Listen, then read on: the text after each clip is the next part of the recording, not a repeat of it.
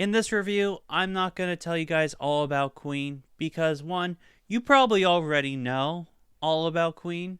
And also, I've actually reviewed something of theirs before. It was the Donut, as I like to call it, the single for Flash. So if you haven't watched that review, go ahead and watch that. I pretty much explain who Queen is. So without further ado, let's talk about an actual album of theirs. Probably their most iconic album that they've ever put out, and that is their fourth studio album, A Night at the Opera. So, really quick, let's take a look at what the packaging has to offer. Alright, so here's the album art for A Night at the Opera. I will say, I know this crest has meaning to it. I tried looking up what the meaning of it is or what it represents, but I really I couldn't find anything. So, if you can leave a comment down below if you know what this crest means, if it means anything really. I could just be wrong, but yeah, let me know in the comments. There's like a swan, I believe that's a lion, and that's a bull right there. And then it has this big, nice Q with a little ribbon, really nice, in fancy cursive font. Queen, A Night at the Opera. Basic white background, very clean, very simplistic. I like it. I like it when there's like fancy art on covers, but I also like it when it's simple and pretty much just says what it is, which is what this album does. We open this up. We got what a lot of these albums have, which are like the song name and then all the lyrics to it, which I think is really cool that vinyls have this actually. Then on this one, we actually have pictures of the band members and what they looked like back in the day. All the long hair. When long hair was really in. Taking a look at the back, we got some of the credits, as well as the track list right on the back here. Very nice, very fancy. Then we also got this on the inside, which I believe was actually once a sleeve. Trying to get that in focus. Was a sleeve for the thing, if I remember correctly. Or it's an alternative sleeve. I don't totally remember, but it's really cool. It has I don't know why I'm putting it away so fast. Sorry, it's been a minute since I did one of these. Has some cool pictures of the band live and stuff. Really super cool.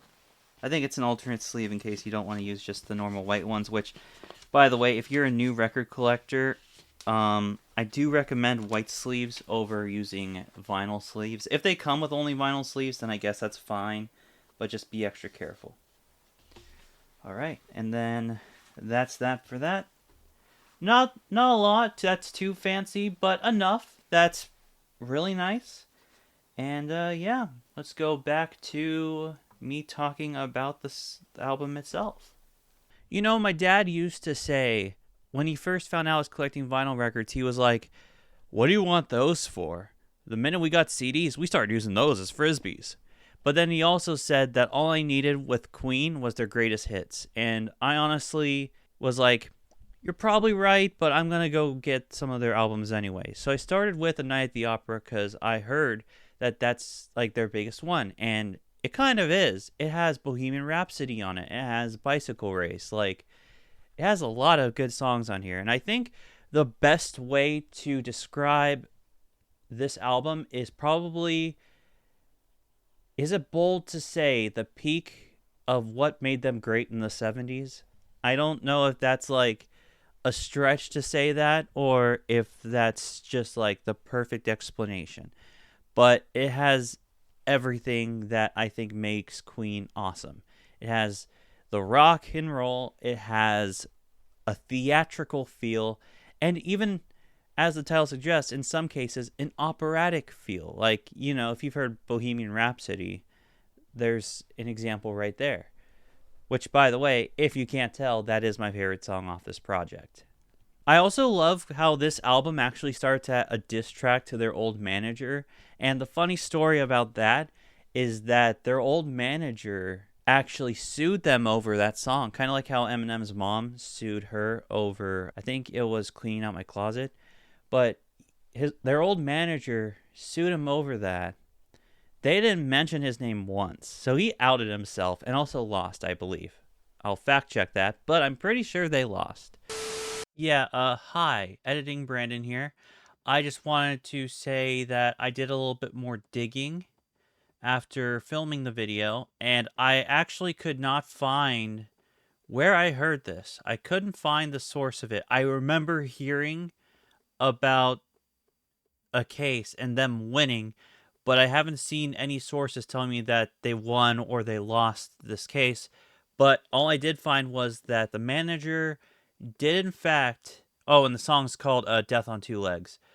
Their old manager did in fact file a defamation case against them, but I couldn't find anything on if they settled or if Queen won it or if the manager won it.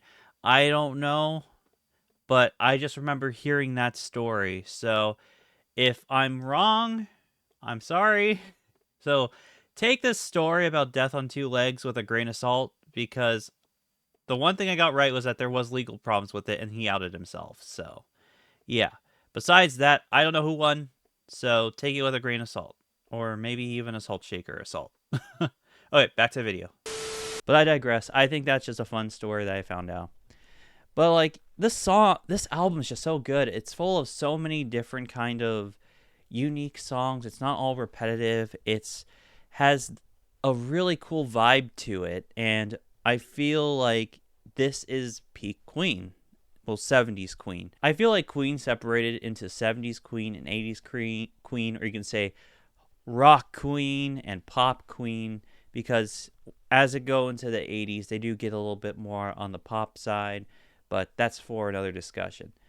I think this is personally their best record that they've probably ever made, and I will die with my grave saying that. I know a lot of people are very keen of their album previous to this.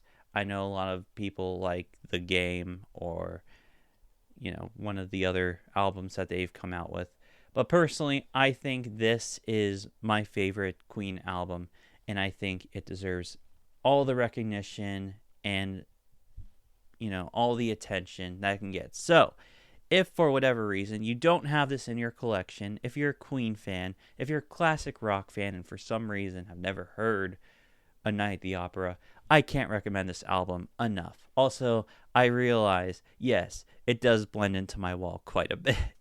So have you listened to A Night at the Opera? What are your thoughts on it if you have? Do you own A Night at the Opera? Do you plan to get A Night at the Opera? What's your favorite Queen album? Am I bold saying this is the best Queen album?